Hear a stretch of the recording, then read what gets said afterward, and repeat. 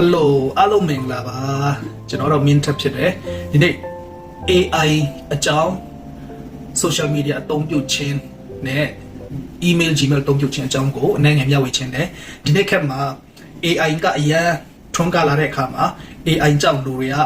အတုလားအစစ်လားဆိုတော့ခွဲခြားလို့မရတော့ဘူးအထူးသဖြင့် AI နဲ့ဓာတ်ပုံတွေဖန်တီးတယ်ဗီဒီယိုတွေဖန်တီးတယ်အတန်တွေဖန်တီးလာတဲ့အခါမှာအခုဒီရက်ပိုင်းမှာဖြစ်တဲ့ Israel နဲ့ Iran စစ်ပွဲမှာဆိုရင်ဒီတိုက်ခိုက်မှုတွေကိုဗီဒီယိုတွေထွက်လာတယ်အဲ့ဒီဗီဒီယို10ခုလောက်ထွက်လာတဲ့ထဲမှာ6ခု9ခုလောက်က AI နဲ့လုပ်ထားတဲ့ဗီဒီယိုအတူတွေဖြစ်တယ်တစ်ခု2ခုလောက်ပဲအမှန်တွေဖြစ်တယ်ဆိုတာတွေ့ရတယ်အဲကြောင့်ဒီဟာကအစစ်လက်အတူလားဆိုတာအခုချိန်မှာဝေခွဲဖို့ကအရန်ခက်တယ်ဥပမာဆိုရင်တချို့တွေးလိုက်မယ် US သမ္မတကြီး Donald Trump ကကျွန်တော်မြန်မာပြည်မှာဆွေတကုံတို့စုလီနာတို့တွေမှာနေပြီးတော့တချို့နေရာတွေမှာသူပစိုးနဲ့တိုက်ပုံလေးနဲ့ထိုင်နေတာရက်နေတဲ့ပုံစံလေးနဲ့မြန်မာ style လေးနဲ့ဒါဓာတ်ပုံတွေ AI နဲ့ဖန်တီးကြတယ်ပြင်ဗီဒီယိုတွေဆိုလဲ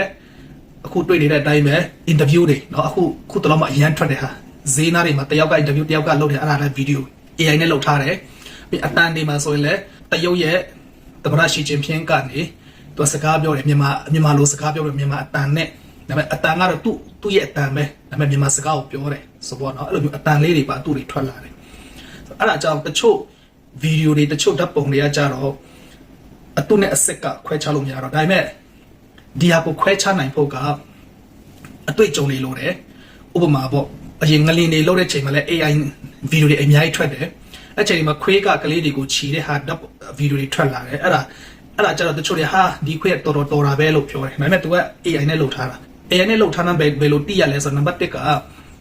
ဒီလိုလက်တွေ့မှာတကယ်ဖြစ်ဘူးလားပေါ့နော်လက်တွေ့မှာဖြစ်နိုင်ချေအရင်နေတယ်တကယ်လက်တွေ့ဘဝမှာမဖြစ်နိုင်တဲ့အရာတွေဆိုရင်အဲ့ဒါ AI ဖြစ်ဖို့များတယ်ပြီးရင်တချို့အရာတွေကလူတွေပါဝင်မဲ့လူတွေတေချာကြည့်မျက်နှာတက်ကွဲမမြင်ရတဲ့အရာတွေရှိတယ်တချို့ဓာတ်ပုံဖြစ်ဗီဒီယိုဖြစ်ကြည့်လိုက်ရင်တော့တကယ်နဲ့တူတူပဲဒါပေမဲ့ကြည့်လိုက်ရင်လူတွေရဲ့မျက်နှာပုံစံလိုမျိုးကမတဲကွဲဘူးအဲ့လိုမျိုးအဖြစ်ဒါက AI ဆိုတာတိတာတယ်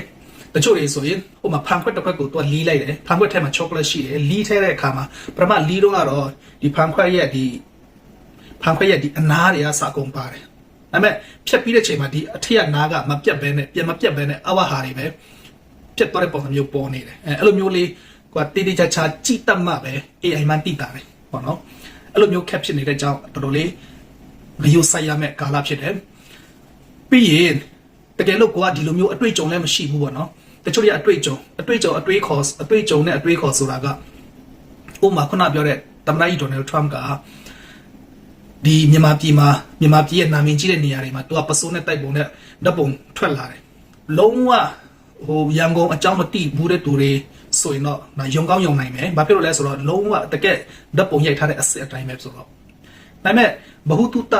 ရှိတဲ့သူကဘယ်ချိန်တော့ Donald Trump မြန်မာပြည်တွားလဲဆိုတဲ့ပုံမှာသူကစဉ်းစားလာပါသူမတွားခဲ့ဘူးအဲဆိုတော့ AI ပဲဆိုတော့သိရတယ်အဲ့လိုမျိုးလေးအတွေ့အကြုံတွေဘဟုတုတတွေများစွာလိုအပ်တယ် AI ဖြစ်မဖြစ်ဆိုတာသိဖို့အတွက်တကယ်လို့ကွာအဲ့လိုမျိုးမတွေးနိုင်ဘူးဆိုရင် AI လားဒါမှမဟုတ်အတုလားဆိုတဲ့အရာတွေကကျွန်တော်ဗီဒီယိုတစ်ခုခုမြင်တယ်တစ်ခုခုတွေ့ပြီးဆိုရင်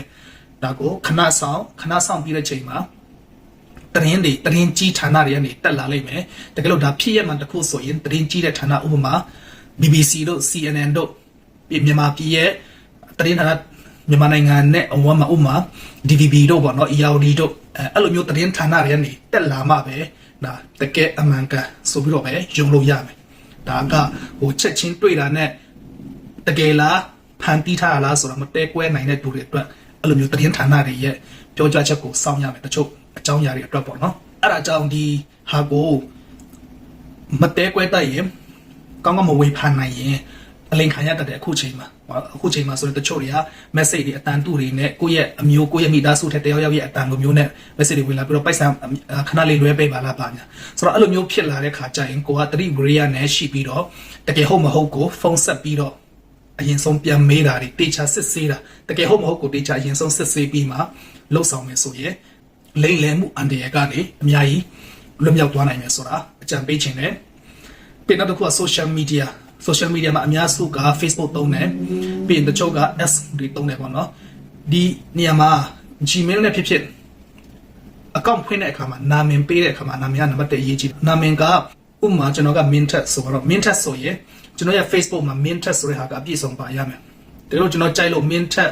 ဥမာတခြားအင်္ဂလိပ်နာမည်တစ်ခုကျတဲ့ LS ကိုကြိုက်လိုက်ဆိုရင်ကျွန်တော် Mintet LS ဆိုပြီးတော့အဲ့လိုမျိုးပဲဆိုတော့ကကျွန်တော်ရဲ့မပုံတင်ထဲမှာပါတဲ့ passport ထဲမှာပါတဲ့နာမည်ကဒီ social media account ပေါ်မှာလည်းပါရမယ်ပြင် Gmail တုံးရင်လည်းအဲ့ဒီ Gmail က Mintet ဆိုတဲ့စလုံးပါရမယ် Mintet ဥမာ Mintet နဲ့မရရင် Mintet 2010အဲ့လိုမျိုးလေးထပ်ဖြစ်ပါတော့ဘာဖြစ်လို့လဲဆိုတော့အခုမြန်မာပြည်မှာရှိပြီးတော့လူငယ်ဖြစ်သေးတယ်အနာဂတ်များစွာကြံတဲ့သူတွေဒါမှမဟုတ်နိုင်ငံခြားမှာရောက်နေတယ်ဆက်လက်ပြီးတော့အနာဂတ်များစွာရှိနေတဲ့သူတွေအတွက်ဒါမှမဟုတ်အလုပ်လုပ်ဖို့အလုပ်တွေရှာဖို့လက်ရှိအလုပ်လုပ်နေတဲ့သူတွေဒါမှမဟုတ်နိုင်ငံခြားတွေတွားဖို့နော်ခရီးတွေတွားဖို့ရှိတဲ့သူတွေဗီဇာတွေရှောက်ရမယ့်သူတွေအတွက်ဆိုရင်အခုချိန်မှာဒီအရာကအရေးကြီးတဲ့အရာဖြစ်တယ်ဘာဖြစ်လို့လဲဆိုတော့ကိုကဗီဇာတစ်ခုရှောက်တိုင်းမှာအဲ့ဒီတန်ရုံးကနေကိုကဘယ်သူလဲဆိုတော့တိဖို့အတွက်ကိုရဲ့ဖွင့်ထားတဲ့ Facebook ကိုတော့အရင်ဆုံးဝင်ကြည့်မယ်။အဲကြောင့်ဝင်ကြည့်တဲ့အခါမှာ Facebook နာမည်ကကိုယ့်ရဲ့မှတ်ပုံတင် passport စာထဲမှာပါတဲ့နာမည်ကပါရမယ်။ဒါမှဒီလူကမှန်ကန်တဲ့သူတိကျတဲ့သူ။ဘာလို့သူနာမည်နေမပြောင်းထားဘူးဆိုတော့ဒီလူကရိုးသားတယ်ဆိုတဲ့အရာတစ်ချက်အရင်ဆုံးတွေ့ရှိရတယ်ပေါ့။ပြီးလို့ရှိရင် Facebook ကကျတော့နာမည်က Facebook လို့ခေါ်တယ်မျက်နှာစာအုပ်ပေါ့နော်။မျက်နှာစာအုပ်ဆိုတာကဒီစာအုပ်တအုပ်ထဲမှာဒီစာအုပ်ရဲ့မျက်နှာဖုံးမှာပါတဲ့အကြောင်းအရာရဲ့အသေးစိတ်တွေပါတယ်။အကြောင်းအခု Mintet ရဲ့ Facebook ဆိုရင် Mintet ရဲ့အကြောင်းအရာဒီ Facebook ကိုလန်လိုက်တာနဲ့ Mintet ရဲ့အကြောင်းအရာအနေချင်းသိရမယ်ပေါ့နော်အဲ့လိုမျိုးအနေနဲ့ဖွင့်ထားတာမဒီနောက်ပိုင်းကျမှအဲ့ဒီ Facebook ပိုင်းရှင်ကနေသူเนาะတချို့တွေကဒီသူ့ရဲ့ account တွေကို delete မလုပ်ဖို့เนาะသူ့ရဲ့ Facebook ကိုတုံးတဲ့သူများစေချင်တဲ့အတွက်ကြောင့်တချို့ ဖေးလက်ကြတဲ့သူကိုသူဟို Facebook မှာနည်းနည်းသူများအတိမခံချင်တဲ့သူတွေအတွက်ဆိုပြီးတော့ဒီ profile lock ကိုလုတ်ပေးထားတာတကယ်တမ်းက Facebook ဆိုကြတဲ့က profile လုတ်ဖို့မဟုတ်ဘဲနဲ့ဘယ်သူမဆိုကိုယ့်ရဲ့မျက်နှာမြင်နိုင်အောင်လုပ်ရမယ့်နေရာတစ်ခုဖြစ်တယ်ပေါ့နော်ဒါတော့ကျွန်တော်ခံယူချက်ပါအဲအကြောင်းရုံးတွေကကိုအလုပ်လျှောက်တဲ့အခါမှာတော်လကောင် visa တွေလျှောက်တဲ့အခါမှာတော်လကောင်တခြားတဲ့ရောက်ကနေကိုယ့်ရဲ့အကြောင်းကိုသိချင်တဲ့အခါမှာကိုယ့်ရဲ့ Facebook ကိုလာပြီးတော့ဝင်ကြည့်တဲ့အခါမှာကိုယ့်ရဲ့နာမည်ပါရမယ်နံပါတ်နဲ့ profile lock မဖြစ်ရဘူး lock ဖြစ်လို့ရှိရင်ဒီလူကတခုခုလျှို့ဝှက်တယ်တိုးတိုးတိတ်တိတ်လုပ်နေတာရှိတယ်။ဒါမှမဟုတ်သူ့ကိုသူဘယ်သူပဲပါလို့မထင်ရှားစေဘူးဆိုတော့ तू ကတခုခုများဖြစ်နေမလားဆိုတော့ तू တန်တရားရှိပြီးတော့ visa ပေးမဲ့သူဆိုရင် visa ပေးချင်မှပေးတော့မယ်။အလုပ်ခန့်မဲ့သူဆိုရင် interview တွေခေါ်ချင်မှခေါ်တော့မှာ။အဲ့ဒါကြောင့်ဒီ Facebook တုံးတာအရေးကြီးတယ်။ပြီးလို့ရှိရင်ခုနပြောတဲ့ email မှာလည်းကိုယ့်ရဲ့နာမည်နဲ့ဖြည့်ရမယ်။အဲ့ဒါကရုံးတွေဆက်သွယ်တဲ့အခါမှာကိုယ့်ရဲ့နာမည်အပြည့်စုံပါတဲ့ email list တစ်ခုရှိရမယ်။ဒါမဲ့နောက်ထပ်အကြံပေးချင်တဲ့တစ်ခုကကြတော့ social media တွေတုံးဖို့ဘာဖြစ်လို့လဲဆိုတော့ social media တွေတခြားဒီ account တစ်ခုဖွင့်တော့မယ်ဆိုရင်ကိုက email နဲ့ password တွေထားပေးရတယ်အဲ့ဒါနဲ့ဖွင့်ရတာအဲ့ဒီခါမှာကိုကဒီခုနပြောတဲ့အပြင်မှာတငယ်ချင်းတွေရုံးတွေကိုပေးတဲ့ email list စာနဲ့ Facebook တွေတွားဖွင့်မယ်ဆိုရင်ကိုရဲ့ Facebook ရဲ့ email list စာလူတိုင်းတည်သွားပြီလူတိုင်းတည်တဲ့ခါကျတော့တယောက်ယောက်က hack ချင်တယ်ဆိုရင် hack ဖို့ကပို့ပြီးတော့လွယ်သွားပြီအဲ့ဒါကြောင့် social media တစ်ခုအတွက်တခြား email account တစ်ခုဥပမာအဲ့ဒီ social media အတွက်ကဟိုဖွင့်ဖို့အတွက်သူက social media ထဲကိုဝင်ဖို့အတွက်ပဲ email ကလိုတာ email မို့ phone number ပေါ့အဲ့ဒီ email နဲ့လုပ်မယ်ဆိုရင်အဲ့ဒီ email ကဥပမာကျွန်တော် Mintet ဆိုပေမဲ့ MT 334455ဆိုပြီးတော့ email ဖွင့်လိုက်လို့ရတယ်အဲ့ဒီ email ကိုဘယ်သူမှပေးစရာမလိုဘူးပြီးတော့ Facebook ပေါ်မှာလည်း publish နဲ့မပြဘဲနဲ့ hide လုပ်ထားလိုက်လို့ရတယ်ဒါဆိုရင်ကိုယ့်ရဲ့ဒီ Facebook ကို hack ချင်တယ်ဆိုရင်တော့မှဝင်ရမယ့် email ကအမှားဖြစ်နေမယ်နော် TikTok တော့ဘာလို့ဖွင့်မယ်ဆိုရင်လဲဟိုသူများတိပြီးသားသူများကိုပေးတဲ့ email နဲ့မဖွင့်မဲနဲ့ email account တစ်ခုထပ်လို့အဲ့ဒီ email နဲ့ဖွင့်လို့ရတယ် email ကကြတော့ Gmail တစ်ခုတည်း email ကရှိတာမဟုတ်ဘူးတခြား Microsoft ကနေလည်း free ထုတ်တယ်အဲ့ဒီမှာ Hotmail တွေရှိတယ်ပြီး Yahoo ကလည်း email တွေအလကားပေးတယ်